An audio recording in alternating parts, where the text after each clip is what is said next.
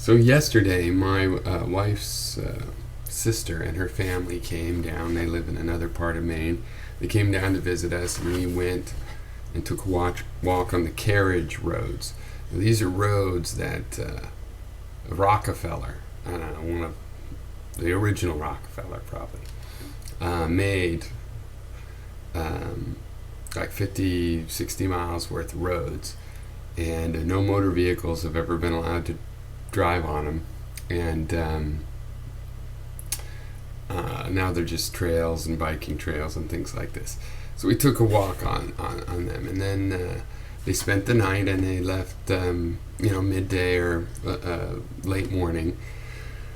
And then I took some tests. A lot of them were psychology profiles, because I'm going to work. One of the things I'm doing is I've got a search firm that, one thing, you know how there's executive search firms? Well, software engineering is one of these things too, that they'll look for a job for you basically, and they take a cut one way or another. Sometimes they're just paid by the people that are looking, but in this case, you also can go to them. Now, you could go to them as a potential employee and say, hey, use your contacts and who do you know and stuff. And they'll take a fee. So I don't really like headhunters. I've never had good luck with the kinds we call headhunters. It's better to have a flat fee based. The headhunters, like in the .com time, they would take a year's worth of salary as their fee from the company that hired you, and that kind of incentive was like they didn't really have a reason to make a good match. Now, if you don't stay there, usually it was like 6 months, then they don't get paid. But if they jam enough people in enough jobs, some of them end up staying. So I don't want to do that, but I'm hooked up with this one search firm, and they're going to do an assessment, and they're not HR, or marketing kind of oriented people. They come from a psychological background. So they have various tests. There's like timed math and verbal skill tests and stuff. And of course, it's just to assess you with the idea that, well, if you're weak in some area, they'll help you figure out how to accommodate or adjust or, tide it. I don't know what they're going to say. I have a meeting with the guy in about a week, so I figured I've been pretty busy because, for example, I have some prospects, and I thought, well, I should tend to those before I worry about some guy, because I'm not that confident that it'll help. But I did talk to the guy that one of the partners that I'm going to be talking to for this firm, and I do like them as these kind of firms go, but I don't have a great deal of confidence in this kind of thing. I think I know how to write a resume and the rest.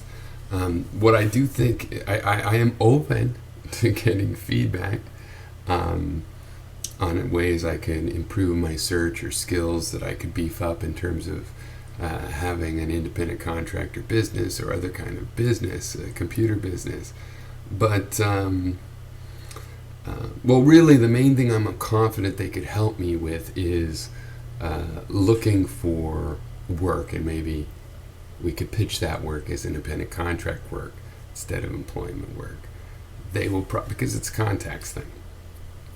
But, I'm playing the game according to the way they want to do it. I'm being very cooperative. So, psychology tests, okay. So, I don't even know. I mean, I don't want to give out. This is not proprietary information. Of course, I won't say the name of the company. But, this is one temperament survey thing here. And it's just a bunch of questions. I'll just choose a random. I probably could have chosen better ones. But, your mood is very easily influenced by the people around you. And you're supposed to go yes or no. You are inclined to stop to think things over before you act. Okay. So that's an interesting kind there. There's just a lot of questions there. Now, what I find in a test like that is an interesting thing is that you're supposed to speak about yourself, and they say, "Oh, be honest," and all this. But if I was writing a test like that, I might say be honest, but really, the most important questions to me are most people aren't trustworthy. Most people will lie to get ahead. I mean, if people say something that everybody does something negative, it's usually to cover that they do it, right?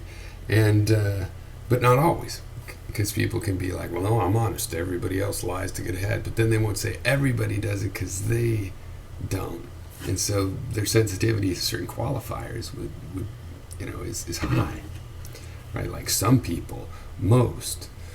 It's often. Those might come different than always and everybody or in general. Even the word most might have yield a different answer if the word is every. And I always feel like often I read these psychology tests and the INTP or INTJ or whatever that one is, and it's like, I know what they're getting at. It's so obvious what they're getting at. And, so let's say you want to answer it honestly, but you know what they're getting at. And they're getting at, are you irrational? Do you have irrational fears? It's like, if you see that that's what they're getting at, then should you answer the question literally? Should you answer the implication? Should you... I mean, this is the part where most psychology is bullshit. I like the personality disorder spectrum that's been developed in the last, let's say, 10, 20 years.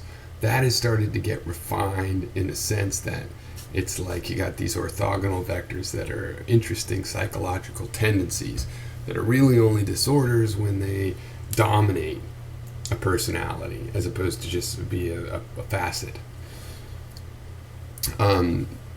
But a lot of this other stuff, it's just so transparent. It's like, what are you supposed to do?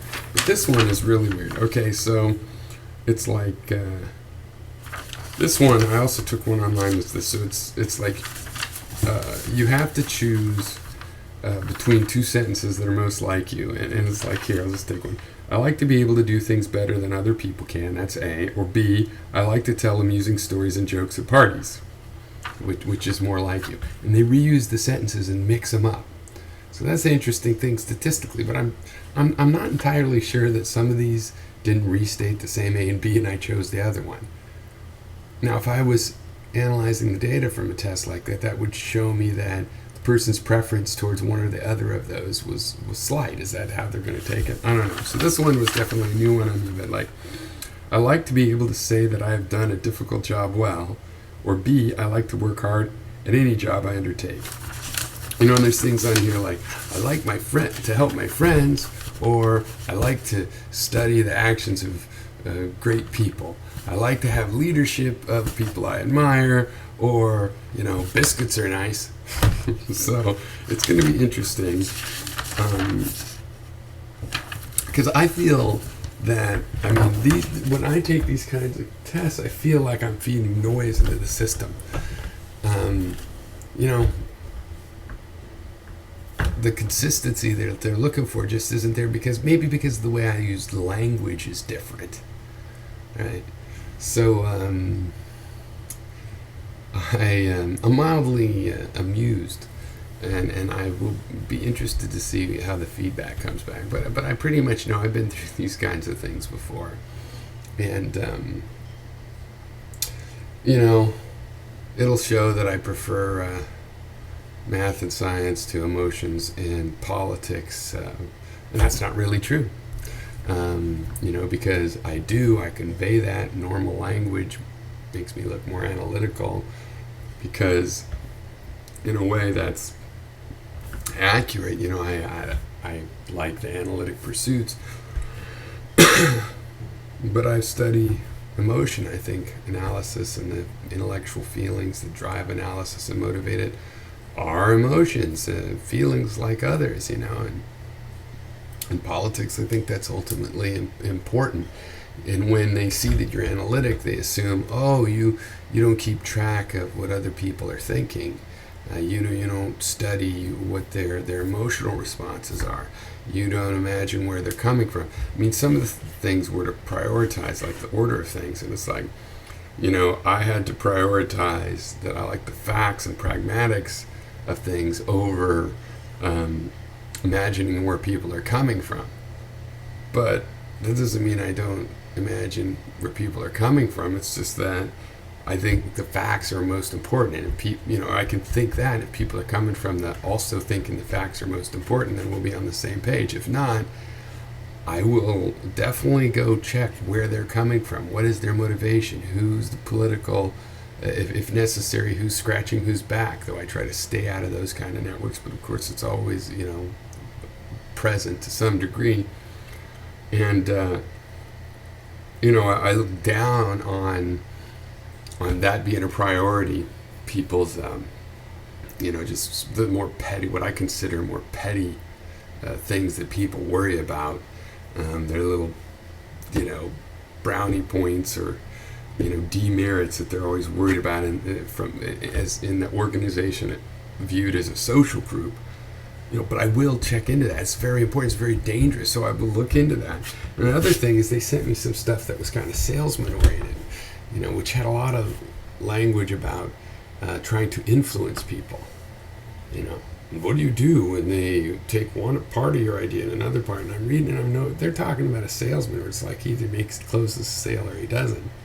To me, it's like if you like half of it, not the other half, then we go with that half and we keep working on the other half. Engineering is different. How you and why you influence people. And what kind of fallback positions are possible when you're talking about engineering. Somebody wants a particular thing, you say it's not possible. You go, well, I want it anyway. And a salesman goes, okay, and tries to satisfy him later. But if you're a software engineer, and metaphorically speaking, it's like you're building a bridge, you can't compromise. Okay, we can make the bridge out of straw. You like straw. It's not something you negotiate later. As an engineer, even a software engineer, you should communicate the roadblocks clearly. People don't like those kind of things. Can they interact with people's emotion? People have a negative reaction to that. It's like being told they're wrong when they're told their desires are unreasonable, or you're trying to fit their desires into what is actually possible.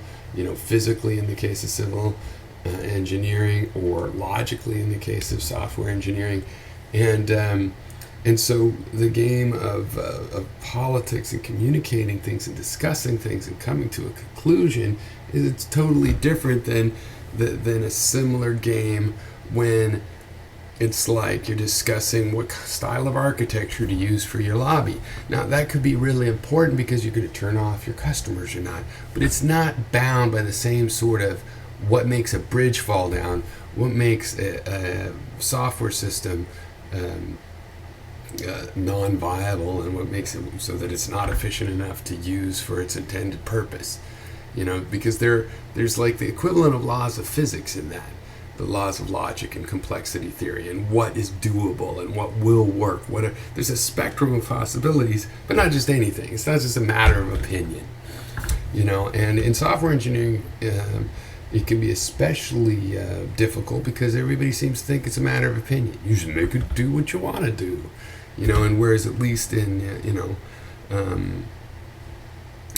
mechanical and civil engineering, there's a sense that laws of physics will bring your building down, and yet still people deal with it all the time. Of financiers want to skimp on certain materials or things where they think they can defy the laws of physics, or sometimes just that they can get out of there before the thing falls down, get their cut. So it's funny being studied and scanned, and people trying to scan that way. It's like what if the